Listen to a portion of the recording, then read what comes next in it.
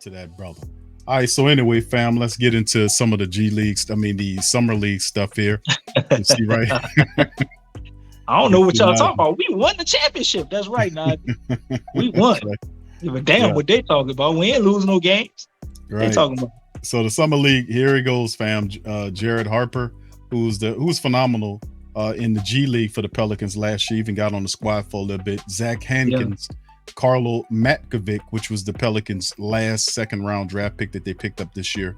Oh, man, that's going to be interesting to see him out there, even though I'd like to see Hayes out there. Yeah, Matkovic is a guy that has that springiness as a big, and I'm pretty sure DC will look better than that Patovic or whatever that dude was we had last man, that dude was horrible last year. Now, Darion... But quick question, though, man. If Matkovic is... did I say it right? Matkovic. If Matkovic plays really, really well, do you think there's a way that he can find a roster spot as well? That's a good question, DC. I don't think so, bro. If he plays well, like Herb Jones. Really, well, yeah, that it could force the Pelicans to take a peek at him, man. You know, they might take a sneaky peek. Because he's supposed to be a draft and stash. That's what I heard. I'm not sure how true it is.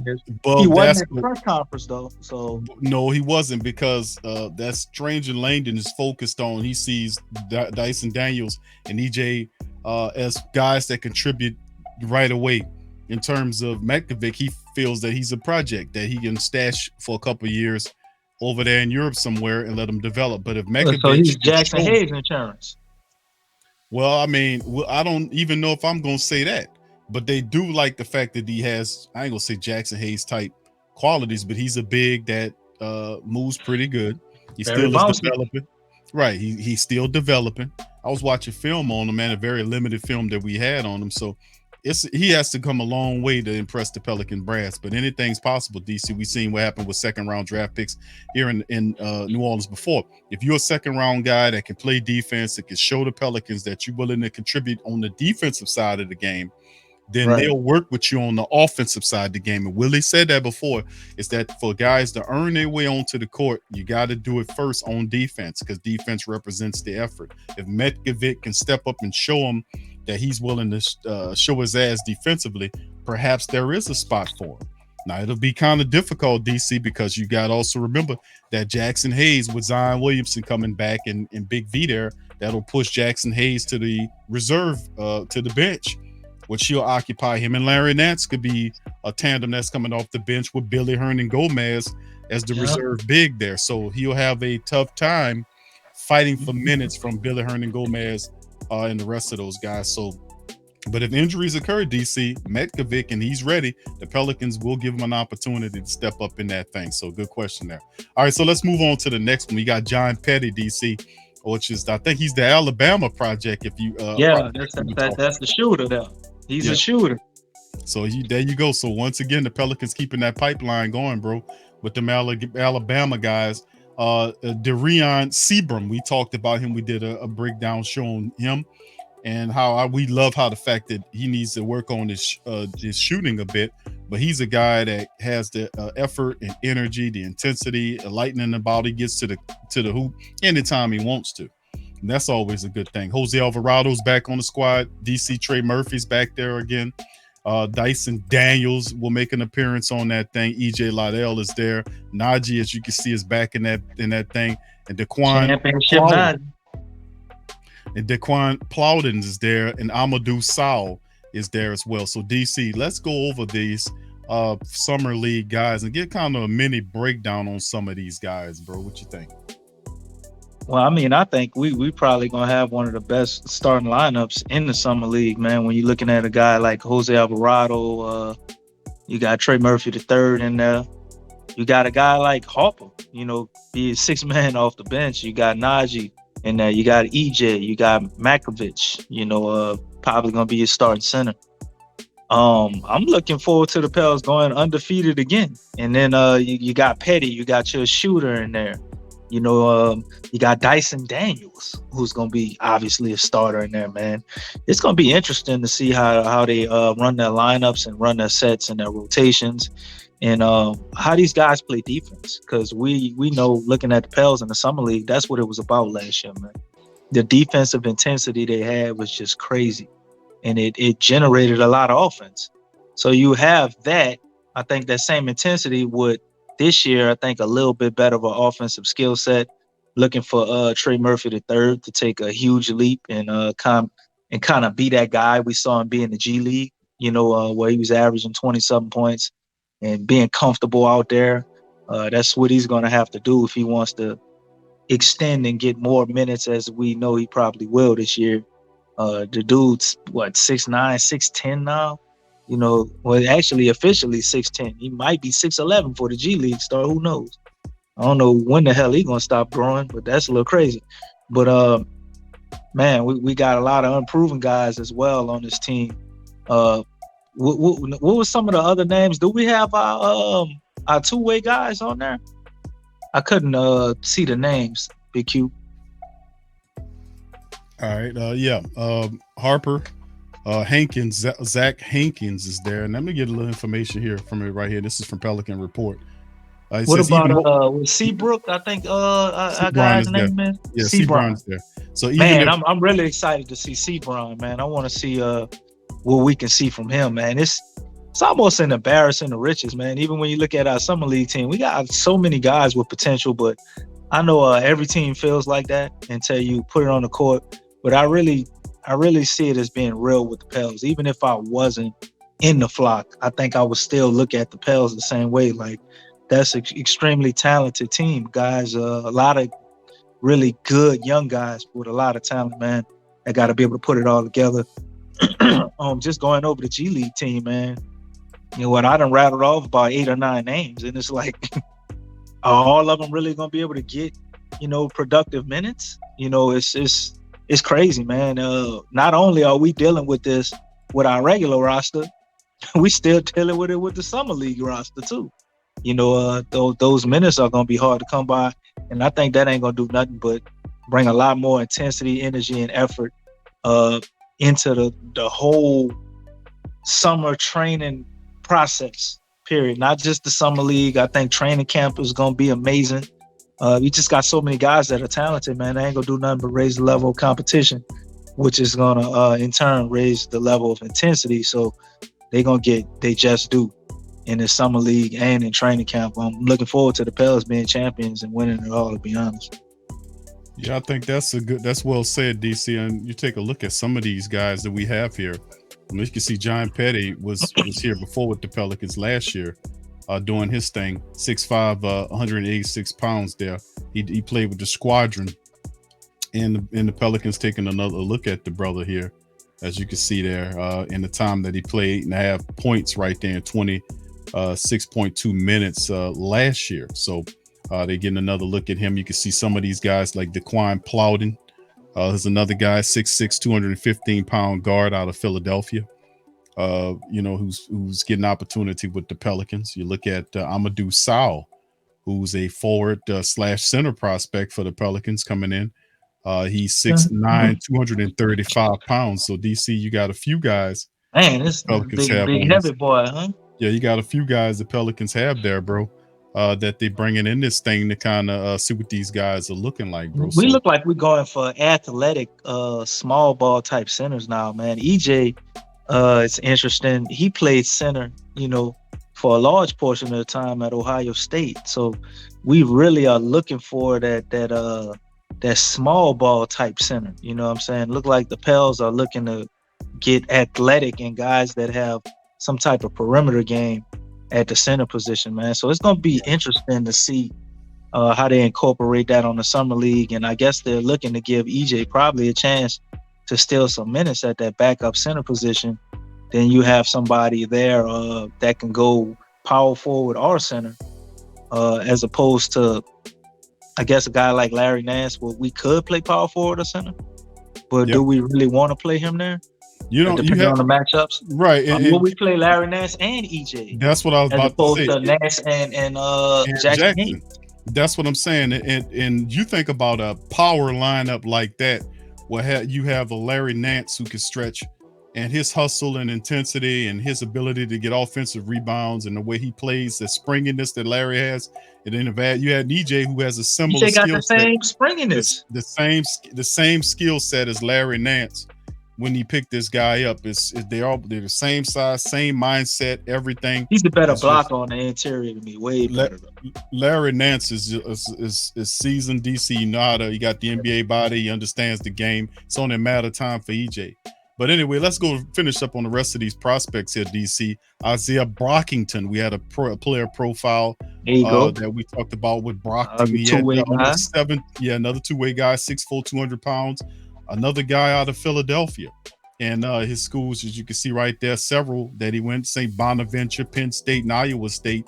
Man averaged 17 points per contest, bro, on 36.2 shooting from downtown, I want to say that is, and then 45% from the field there in the 35 contests that he played. Get a bucket. That's one thing he could do.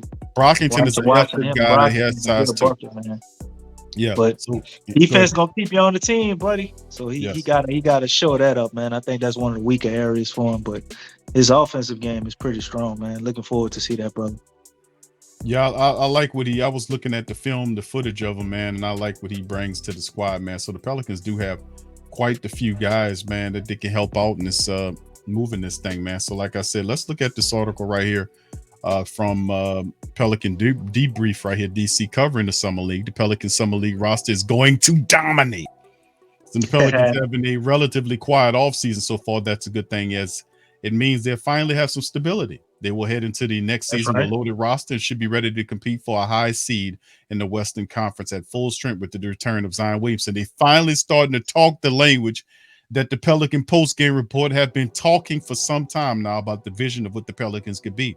We talked about October will be a huge month for the Pels, but July is important too, as it is not only marks the beginning of free agency, which is on the tear right now. I don't know, we might have to roll the TSC Unleash out tomorrow to cover all this NBA stuff that's breaking down and open all the phone lines on Friday, DC, on the big channel. But Summer League is traditionally a time of wild hyperbole and projections as players like Naji look like all-stars but properly return to planet Earth when the season starts, and that's true. So the Pelicans looking for the next Jose Alvarado, a guy that can come from nowhere to actually make the G League or even full-time roster. Well said. In addition to those players, the Pels will roll out a lineup of guys who will be battling for minutes in the rotation next season, which should lead to a fun Summer League roster that is poised to dominate. All right, so according to Rookie Wire, here are the players the Pelicans have on their Summer League roster thus far. And of course, we showed the rest of them right here that you can see. Isaiah Brockington is right here, EJ Liddell, and I think everybody's there except for Zach Hankins. It's not shown on this other list here, but that's okay.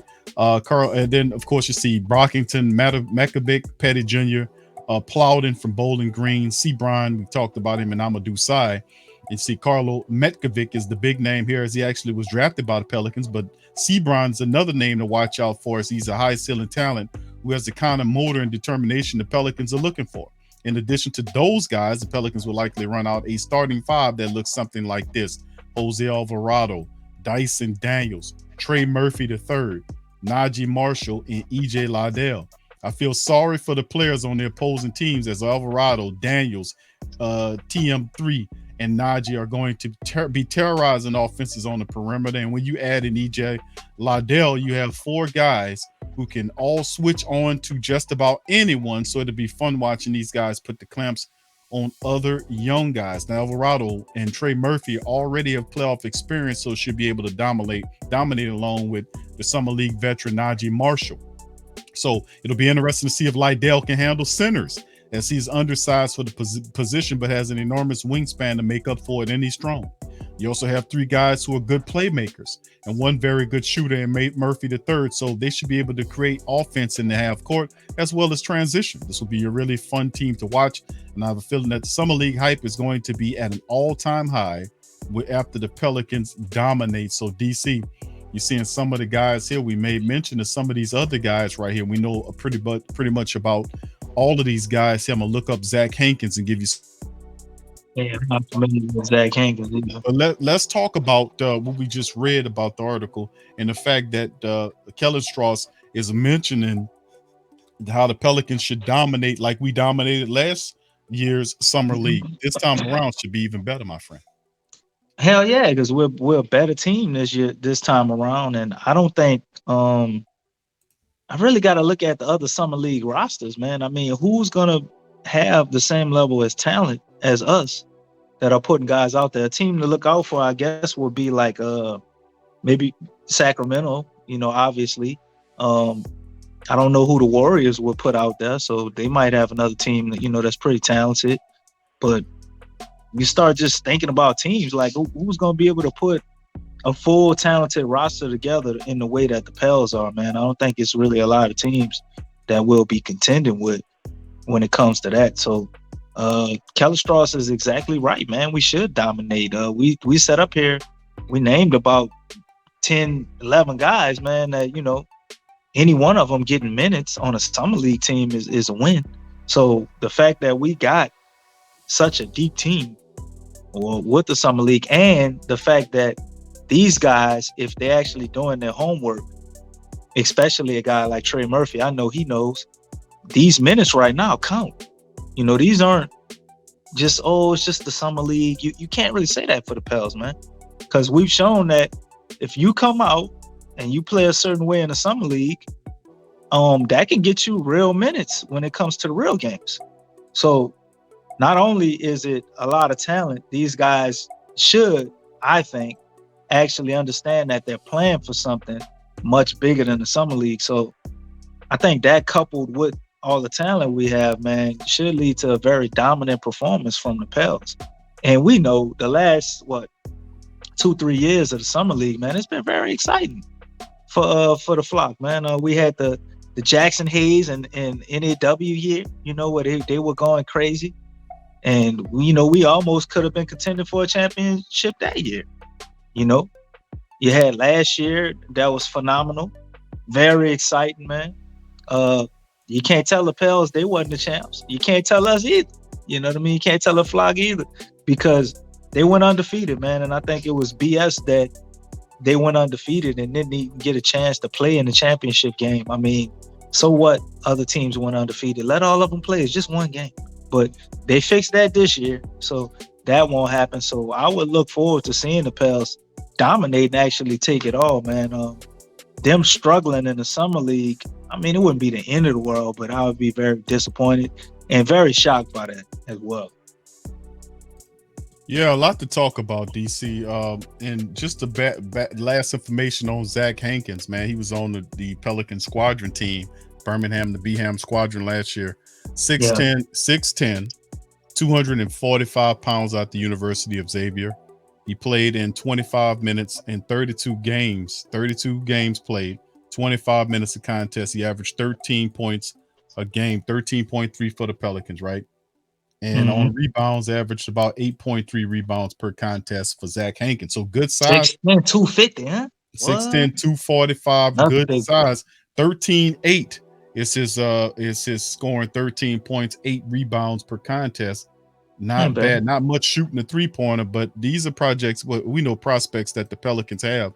As always, you got to look out for them guys. And like Kellen Strauss mentioned, looking for the next Jose Alvarado, man, that's a big deal. All right, so let's move on. I don't think you're ever going to find the next Jose Alvarado or Herb Jones, man. You're going to be looking forever for that. Well, EJ Liddell, DC, what you talking about? EJ Liddell's in the building. EJ Liddell is going to be the next EJ Liddell. I don't think he's going to be the next Herb Jones, I really don't believe that concept of those two guys. That's not exactly what they mean, DC.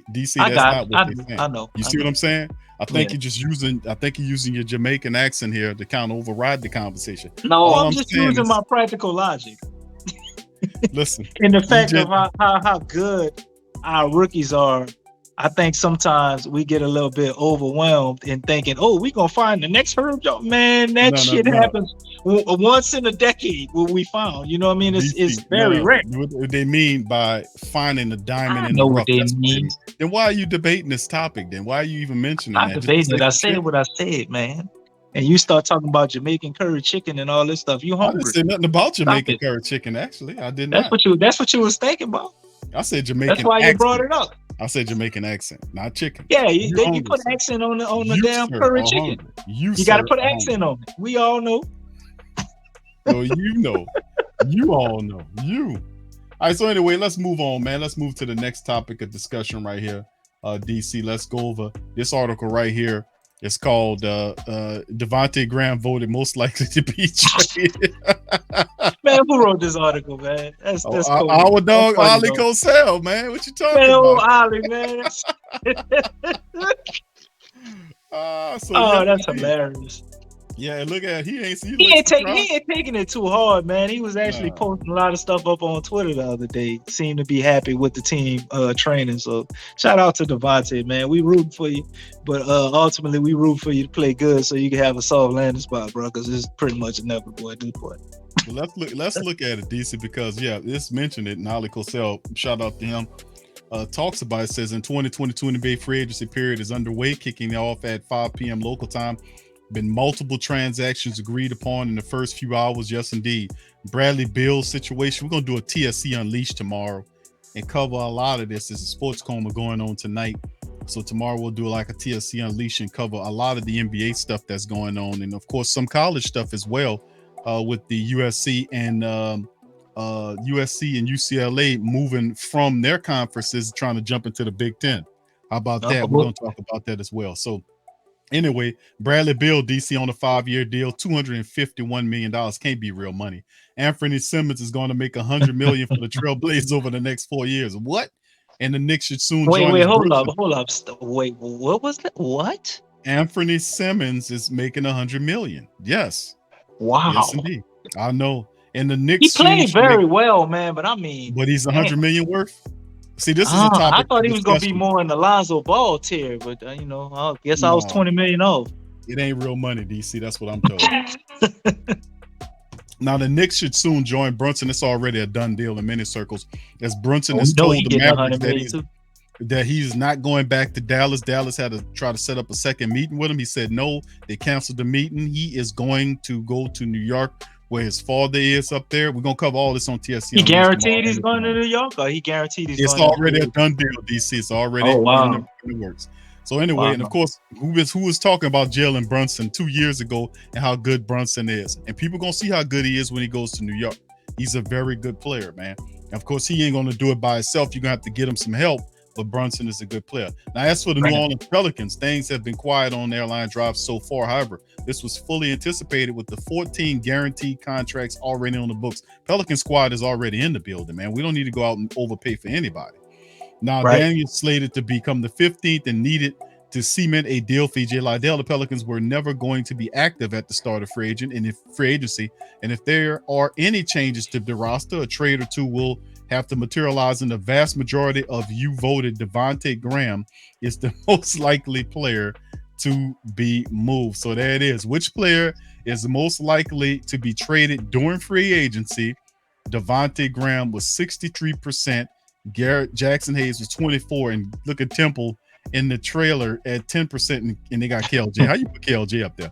But Devontae Graham a resounding 63%. There, DC. Now, as far as KLJ hurt, man. You can't trade nobody that's hurt. What's wrong with people, man? Now, as for who the Pelicans may pursue in free agency, they can create some space. There wasn't a clear winner with Isaiah Hartenstein. I can answer that. Harris. So there you go. I wouldn't be mad at Hartenstein, but it's obviously Mo Bamba. I don't know how his name ain't on the list. Mo Bamba was the only player I know of the free agents that kind of fit something we could use, as well as he actually shouted out Willie Green at one point. So it's pretty simple to me. He's entering unrestricted free agency. He possibly can get a deal maybe under the $40 million mark, 4 years, 38 million, 37, something like that. So if they were to get anybody, I think it would be a guy like that, as opposed to some of the guards and stuff I saw up there. And Hartenstein is another guy. Plays decent defense on the interior. He's got that 3-ball. Everybody wants those unicorns or a center that could stretch it out, especially with Zion on the team. So we all see the vision for that, and I think the Pels see it too. So if we were to do anything, I think it's very possible. Oh, I guess not. Mo Bamba went back. The way things change, I just was hearing he was entering unrestricted free agency. You've heard wrong, my friend. Now check this out. I must have This got is it from from also, Woj this is Shams when it also was from wrong. Ali Kosel. So Marvin Bagley lands a 3-year deal worth $37 million. Mo Bamba's deal was 2 years at $21 million. In the opening hour of free agency, this ballpark feels right for what Jackson Hayes is likely looking for on a potential rookie extension. So you got guys that compare to Jackson Hayes that we talk about with Mo Bamba, DC. That's about what we said. Well, we said I mean, roughly it's a 9 little to more 10. than what we said. Well, it's roughly $9 to $10 million is what we said on the Jackson Hayes annual deal. Like 9 to 10 million a year at 4 years makes $38 to $40 million. That's what we said So on the show. Roughly year. $10 million a year. Yes, roughly $10 million a year on the extension for Jackson Hayes. But also you have to contrast that with CJ McCollum's deal when he's eligible for his extension. The what's going on with Zion Williamson as well. So a lot of stuff the Pelicans have to do, but not too much where the team is pretty much set. So a few moves here or there. But I mean, it makes sense for the Pels to not do anything, as we've said here. But entertaining what could be is always entertaining. But the Pels shouldn't do anything, man. I wouldn't give Jax a contract right now. You don't have to. You know what I mean? You don't have to give anybody a contract right now. So you kind of let this season play out, let them battle. I think, when guys are playing in that contract year, especially a guy like Jackson Hayes, I know he's going to look to show up. So you take that gamble, because even if he does, he's still going to have limited minutes. So I don't think he can play himself out the door, so to speak. Even if he does get better, you still should be able to re-sign him to a manageable contract next year. I actually think it'll be better to do it next year because you'll have a clear-cut understanding of what you have on this roster, how you want to move going forward, what's 100% necessary, what's not. God forbid we win a championship. A lot of people probably gonna be gone eventually that we won't be able to retain. But I guess that that's the cost of doing business with that. But I don't think the Pels are looking forward to giving Jackson Hayes 3-year, $37 million right now. I just don't see it, Q. But this is a weak free agency market right now. So next year, the numbers might be totally different. Well, let's do a quick breakdown of those free agent signings. Up to date right now is Jalen Brunson's deal. DC is 4 years, $104 million. With the Knicks signing him, Tyus Jones goes back to Memphis, 2 years, $30 million. Delon Wright is 2 years, $16 million with the Wizards. Patty Mills goes back to Brooklyn, 2 years at $14.5. Javon Carter, 2 years at $4.6 with Milwaukee. Bradley Beal's monster extension goes back to the Wizards, 5 years, $251 million. We talked about Simons' 4-year, $100 million deal. Lou Dort, DC, goes back to OKC, 4 years, $87.5 million. Holy, wait, hold up. 4 years, $87 million for Lou Dort? $87.5 for Lou Dort. Gary Harris, 2 years. How you feel about that before you keep moving? I think they overpaid a bit for that guy, but that's what teams like them did. They had they're trying to solidify, and nobody's going to OKC DC. Dope, man. Well, nobody's going to OKC DC. Come on. So you're gonna have to spend a little bit to kind of retain some of the guys you brought in. I mean, people was complaining about Lonzo Ball getting what he got. I think Lonzo Ball is better than Lou Dort. You won't hear nobody say nothing about Lou Dort. Trust me, you won't hear it.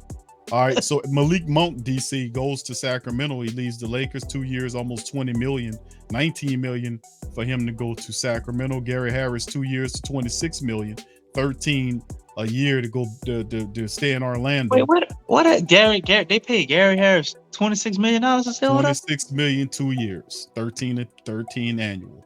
Dang, well, I guess you're not a winning franchise, bro. You just got to do anything. Huh? Then you see the rest of these guys. Victor Oladipo goes back 1 year at $11 million. You see a few other guys. Lonnie Walker, 1 year, $6.5 million to go to the Lakers. And then you see the rest of these guys. But then if you move to the small forward position, Jason Tate gets a 3-year, $22 million deal to go back to Houston.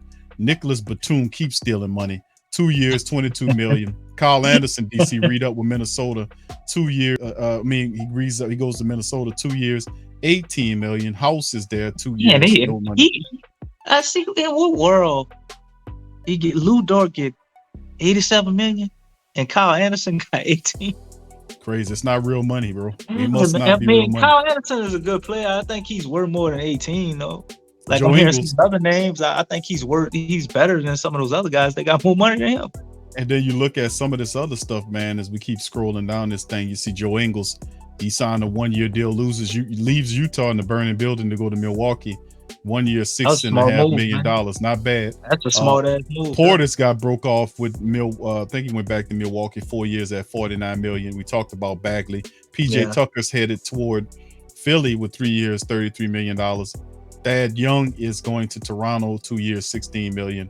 And then you go down to the centers with Boucher, 3 years, $35 million, stays in Toronto. Mo Bamba stays in Orlando with 2 for $21. JaVale McGee is headed to Dallas, 3 years, $20 million. Nick Claxton is staying in Brooklyn, 2 years, $20 million. Hartenstein is going to the Knicks, 2 years, $16 million. Dwayne Dedman, Miami deal, 2 years, $9 million. And of course, you've seen the Lakers sign Damian Jones, and DeAndre Jordan took a 1-year deal to follow Denver. Remember, they had a monster signing of Jokic as he got his extension on. So, and of course, Pelican Report, shout out to him, says Pelicans free agents Tony Snell, Jared Harper, and Gary Clark remain unsigned. The team also doesn't have an open roster spot to add anyone else at the moment. If DG is looking to add anyone, he's playing it Dell Demp style, albeit 2016, and wait until the dust settle for the bargain contract. So there you go, DC. Well, points are said here, and a brief breakdown on free agency up to this point. As we get going, like I said, there'll be a TSC Unleashed show on Friday as we talk about some of the stuff that's going on. We'll talk about the NBA basketball. We'll talk about the free agency that's going on. We'll talk a little bit about college, and we also will talk about a little boxing that's going to be going on. So we'll cover it all on TSC Unleashed as well. So DC, a lot of stuff popping. Of course, they had this space right here where they talked about Isaiah Hartenstein. You might as well scratch that off the list. He's gone. Lonnie Walker, several others. Everybody gone. The game. Everybody gone that quick. It's just that fast. We waiting for Zion to get the extension now. There you go. And speaking of that, DC, Zion was taking multiple children out and doing stuff like that. So shout out him doing community work. The rookies was out there too. I think they with some of them kids, man, crossing them up and dunking on them. They loving every minute of it too. That ain't used to be like that, did it? I remember them just crossing. I like it, man. I like it. No participation trophies. Make them earn it, man. It's embarrassing. Look, he blocking them at the hoop right there. EJ is right there. They'll never forget it. And I guarantee you they're gonna work on their game and come back when you do it again. And some of them little kids might have a move or two ready for you. You know what I mean? Man, I like that, man. That's how it was in our era, man. They wasn't going, they do the little fake cross and fall on the ground and all that, man. They wasn't doing that unless you earned it. You know, some of them little guys that do it for them that earned it or something, but you ain't special needs. You ain't getting no special treatment. DC, how you liking it, man? Dyson, man, and number 11, it, man. Bro. A lot of people are conflicted about it, saying Drew's number should be retired. I wouldn't have a problem with Drew number being retired. He did do a lot for our team and the community. But I think if anybody was to wear it, I really think this kid is going to live up to some of the hype. So I think the number 11 will be all right with Dyson Daniels, man. When you think about it, his style of play, I ain't going to say it's Drew Holiday, but it's, he does have some similarities. So it is a good guy, I think, to get that number 11. Man, it's awesome, man. Awesome, man. As these young guys are in the building, man. As you see 11 and 32 right there, DC. All right, I see you. Easy. Wearing that 32, man. That's big, man. But anyway, it's going to be something else. And that's the point about having a bench and having the depth to be able to absorb a lot of the workload of what happens. So you don't have to have BI or CJ or Zion, none of these guys to play all the heavy-handed minutes that lead to fatigue, that lead to injuries. We don't have to do that because we got a full team. And that's the point of having. That's why we said, I don't know how many years I was telling people, You got to have 5 for 5. You said that he was 10. Yeah, they told you he was crazy. Yeah, he just 94. 95. I'm like, what are you talking? You know, see, they don't know what the hell they talking about, man. It's that's 5 NBA Live and NBA 2K talking. They turned. We ain't doing nothing but a 7 or 8 man rotation on NBA 2K, bro. We doing the Alvin Gentry joint all day. You know how I go. And look where Alvin Gentry at. You trying to follow behind that asshole. But I mean, but the reality at the end of the day, man, is that the Pelicans are ready for everything, man. We got this stuff, man, and like I said, for some time now, is that the bench would be super duper important to the overall success of the Pelicans through a long season. You've got to have a bench to come in and absorb minutes because Zion's not going to play every game, neither is CJ or BI. There'll be games where they'll have maybe a couple of them back-to-back games where Willie will be like, let me sit them down right here and put somebody else in there. And that's what the bench is for when you got a fantastic bench. So Jose Alvarado, Dyson Daniels is on that bench. Now you still got KLJ when he comes back. You got Trey Murphy on that bench. You got EJ on that bench. You got Jackson Hayes on that bench. You got Billy Hernan Gomez on that bench. So like I said, the Pelicans have a bench now that can help subsidize or keep up the starting five, to allow guys to rest and not get hurt, or if they get hurt, you don't have to force them back into action because you're missing a production. So like I said, it's a fantastic day for the Pelican faithful. The summer league is going to be on fire. The season is going to be on fire. Just sit back and enjoy the shit like we've been saying for some time now. And hit the goddamn subscribe button and the like button as well. So DC, that'll be the end of the show, man. Listen, much love to the flock, man. Appreciate y'all for chiming in this installment of the Pelican post-game report. Sorry we didn't come at you guys live on the show this time around, man. We got a bunch of stuff we're working on, but we will return, not this upcoming week, but next week's. We'll come back and we'll kind of look at that summer league thing. We'll cover a lot of stuff too. Summer league. Pelicans in the building, man. Listen, it's a lot of greatness going on. The Pelicans, we up in this thing. We're gonna run this thing. So with that being said, I'm gonna chime out on that. DC, your last thoughts, my friend. Man, you covered it all. Wendy set the tone, and we went ahead and swept his Windhurst and swept his Wendy ass up out of here, bro. So, that's it, man. I really ain't got nothing to say to end it off this show, man. I think we covered it all. And also, we talked about some of these summer league guys. That's all DJ territory. DJ will be finding him another favorite amongst them. It might be that guy. What's Zach Hankins? That might be the next DC. DJ usually chooses like a forward or a guard, man. C Brown is going to be. It might be. DJ. He might be C Brown's DJ. I think C Brown might be too popular, bro. We all like C Brown. We gotta find somebody else. DJ gonna find somebody who none of us ain't thinking about. Isaiah, what's his name? Isaiah, what's the brother name from Iowa State? Yeah, that's a typical DJ guy right there. Yeah, there you go, Isaiah. I forgot the man's last name. So anyway, I'm still waiting for Dalton Holmes to get back on the team. I'm waiting for. You kill that shit. That ain't never happening. All right. So with that being said, I appreciate y'all for chiming in. Hit the like button, hit the subscribe button, hit the share button, and check out the link tree in the description section below for all the socials, the contact, and the merch is at our link tree, nice and organized. We're gonna holler at y'all guys later. Peace and go Pels. Peace.